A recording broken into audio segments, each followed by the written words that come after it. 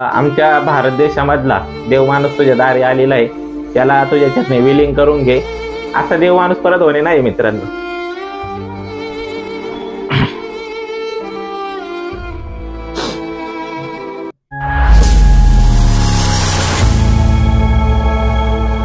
नमस्कार मंडळी.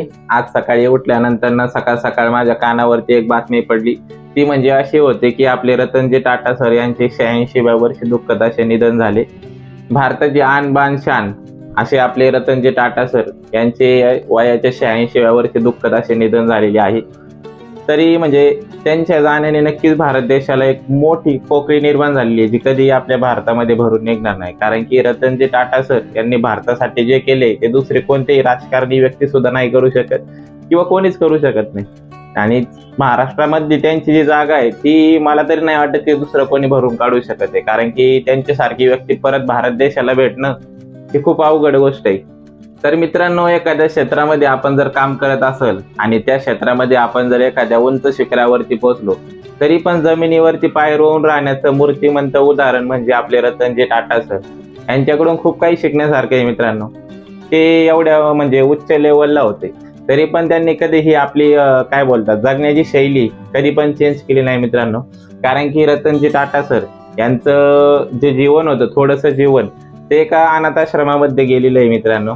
तर मंडळी, रतनजी टाटा यांच्या जाण्याने उद्योग क्षेत्रामध्ये प्रचंड प्रमाणामध्ये मोठ्या प्रमाणात हळहळ व्यक्त केली जात आहे. कारण की असा हिरा आपल्या भारत देशाला परत भेटणे होणे नाही. रतनजी टाटा यांच्याबद्दल सांगायचं झालं तर यांचा जन्म 28 डिसेंबर 1937 रोजी बॉम्बे, ब्रिटिश भारत आणि सध्याचे मुंबई येथे जन्मलेले रतन टाटा हे नवल टाटा आणि सुनी कमिशनर यांचे पुत्र होते. रतन टाटा सर हे वयाच्या 10 वर्षाचे असताना वेगळे झाले. म्हणजे ते वयाच्या अवघ्या 10व्या वर्षी घरापासून ते वेगळे झाले होते, अलिप्त झाले होते.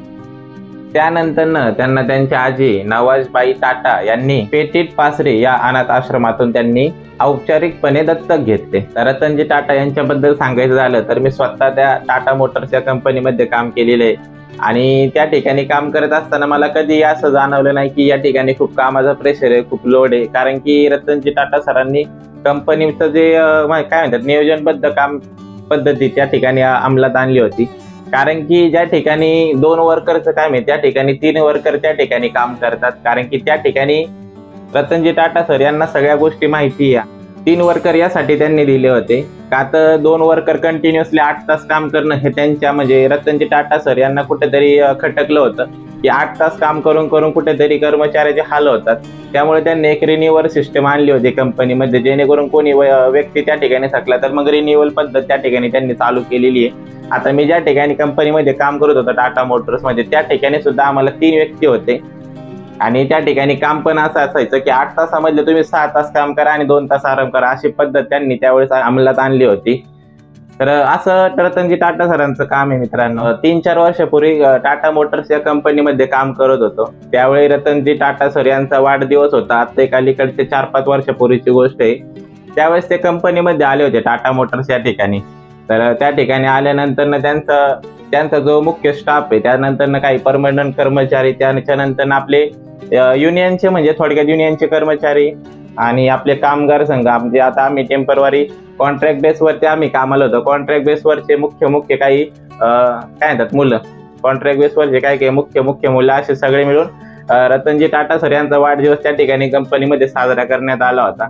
तर त्यावेळी त्यांचं म्हणजे साधेपणा ह्या गोष्टीमधून दिसून आला आम्हाला सगळ्यांना. म्हणजे आम्ही त्यावेळेस जे आम्ही सगळे कर्मचारी काम करत होतो ह्या सगळ्यांना एक साधेपणा त्यांचा ह्या गोष्टीमधून दिसून आला की कंपनीतले जे कर्मचारी आहे म्हणजे जे कामगार आहे, कर्मचारी आहे, सगळेजण जे कॅन्टीनचं जेवण जेवतात, तर ते जेवण रतनजी टाटा सरांनी त्या ठिकाणी जेवण केलं होतं. म्हणजे ह्याच्यामधूनच त्यांचा साधेपणा दिसून येतो की आता तुम्ही विचार करू शकता एखादा व्यक्ती असता त्यांच्या ठिकाणी तर त्यांचे पंचपक्वान्न, ज्यांना 3 टाइम पंचपक्वान्न भेटू शकतं, पाहिजे ते भेटू शकतं. म्हणजे ह्या माणसाने त्यावेळी ज्यांचा वाढदिवसाच्या निमित्ताने जे बाकीच्या कर्मचाऱ्यांना, जे बाकीच्या कामगारांना जे जेवण भेटलं जातं ते जेवण त्या ठिकाणी त्यावेळेस त्या सरांनी केलं होतं. म्हणजे ह्याच्यातूनच त्यांच्या मनाचा मोठेपणा दिसून येतो. कोरोना सारख्या महामारीमध्ये त्यावेळेस त्यांनी सगळे नेते मंडळी घरामध्ये बसले होते. त्यावेळेस रतनजी टाटा सरांनी सगळ्यात मोठी आर्थिक मदत भारत देशाला केली होती. हे विसरून कधी चालणार नाही. कारण की मी तर कधी देव पाहिलेला नाहीये, पण देवाच्या रूपामध्ये रतनजी टाटा सर हा एक माणूस नक्कीच पाहिलेला आहे. कारण की या माणसाचं काम कोणीही करू शकत नाही. ना त्यांच्याकडे राजकीय पद, ना त्यांचे देशाचे पंतप्रधान, कोणतंही पद नसताना मित्रांनो फक्त आणि फक्त भारत देशाचा आपण काहीतरी लागतंय या उद्देशाने त्यांनी फक्त आणि फक्त भारत देशाचा विचार केला. भारत देशातील नागरिकांचा विचार केला, कामगार वर्गाचा त्यांनी अत्यंत चांगल्या प्रकारे विचार केलेला आहे. रतनजी टाटा सरांनी पहिला शोध लावला होता तो नॅनो कारचा शोध अशासाठी त्यांनी लावला होता की सर्वसामान्य कुटुंबासाठी फोर व्हीलर गाडी घेणं हे खूप महागाची गोष्ट होती. तर सर्वसामान्य कुटुंबाचा त्यांनी त्यावेळेस विचार केला की टू व्हीलरवरती लोक ट्रिप्सशी जातात, ऍक्सिडेंट वगैरे होतात. त्यांना ही गोष्ट पावली नाही रतनजी टाटा सरांना. त्यामुळे त्यांनी आपल्या टाटा कंपनीमध्ये टाटा उद्योग समूहामध्ये नॅनो कार काढण्याचा विचार केला पहिल्यांदा. ती त्यांची पहिला प्रयत्न होता की सर्वसामान्य व्यक्तींसाठी एक स्वस्त, कमी खर्चात आणि स्वस्तात एक कार काढायची म्हणून. आणि फक्त 1 लाखामध्ये त्यावेळेस त्यांनी रतनजी टाटा सरांनी 1 ते 1.5 लाखापर्यंत नॅनो कार ही सर्वसामान्य माणसांसाठी काढली होती. म्हणजे तुम्ही विचार करू शकता की या माणसाने कधी स्वतःचा विचार न करता भारतातील जनतेचा विचार केला, भारतातील कामगार संघटनेचा विचार केला आणि सर्वसामान्य माणसांचा विचार केला. तर अजून त्यांच्याबद्दल सांगण्यासारखं खूप आहे मित्रांनो. कारण की मी असं पण आता ऐकलं की सकाळ मी म्हणजे माझ्या त्या गोष्टी सगळ्या मी त्यांच्याबद्दल आता त्यांच्याबद्दल माझ्या मनामध्ये तर खूप आदर आहे पहिली गोष्ट म्हणजे. आणि त्यानंतर त्यांच्याबद्दल सांगायचं झालं तर ज्या संस्था आहे म्हणजे अनाथ आश्रम झालं, शैक्षणिक संस्था झालं, परत पाणी पुरवठ्यामध्ये सुद्धा मी सकाळी वाचलं की त्या ठिकाणी सुद्धा त्यांनी जे म्हणजे रतनजी सर ज्या ठिकाणी जाईल एखाद्या अनाथ आश्रमामध्ये गेले तर त्या ठिकाणी त्यांनी जी देणगी दिलेली आहे ना ती त्या अनाथ आश्रमाची सर्वोत्तम आणि मोठी देणगी त्या ठिकाणी रतनजी टाटा सर हे देत होते. कारण की त्या ठिकाणी त्यांनी देणगी दिली तर त्यांची देणगी म्हणजे हा मोठा आकडा असायचा त्या ठिकाणी. रतनजी टाटा सरांचं शिक्षण, काही शिक्षण त्यांनी मुंबईमध्ये घेतलं आणि काही शिक्षण त्यांनी न्यूयॉर्कमध्ये घेतलेलं आहे. रतनजी टाटा सर यांच्याबद्दल सांगायचं झालं तर जे कामगार आहे आपले म्हणजे भारतातील जे तरुण पिढीसाठी नक्कीच त्यांनी रोजगार निर्माण केलेला आहे.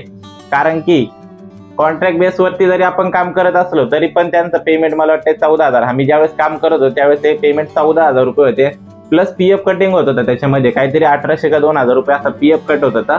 प्लस दिवाळी बोनसमध्ये तुम्ही जरी पण घरी असला तरी पण त्यांचे 3,000 रुपये दिवाळी बोनस कंपल्सरी येतो म्हणजे येतोच. मी 2 वर्ष आता कंपनीमध्ये माझ्या काही वैयक्तिक कारणांमुळे कंपनीत गेलो नाही पण तरी पण त्यांचा बोनस दिवाळीमध्ये वेळच्या वेळी येतो म्हणजे येतोच. जाता तुम्हाला एवढंच सांगेल की रतनजी टाटा सरांसारखा देवमाणूस हिरा म्हणजे आपल्या भारत देशाला लागलेला एक हिराचे की त्याची पोकळी म्हणजे कोणीच भरून काढू शकत नाही. त्या माणसासारखा माणूस होणे सुद्धा नाहीये.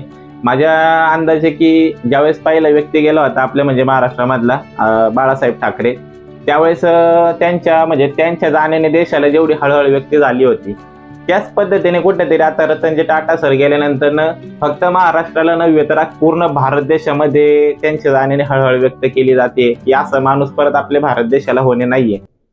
तर ते जाता मी एकच बोलेल की हे देवा माझा देव माणूस तुझ्या दारामध्ये आलेला आहे, त्याला सुखाचे दिवस दे.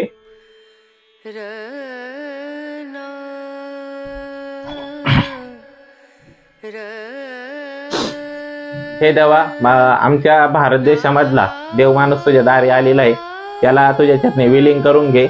असा देव माणूस परत होणे नाही मित्रांनो. धन्यवाद.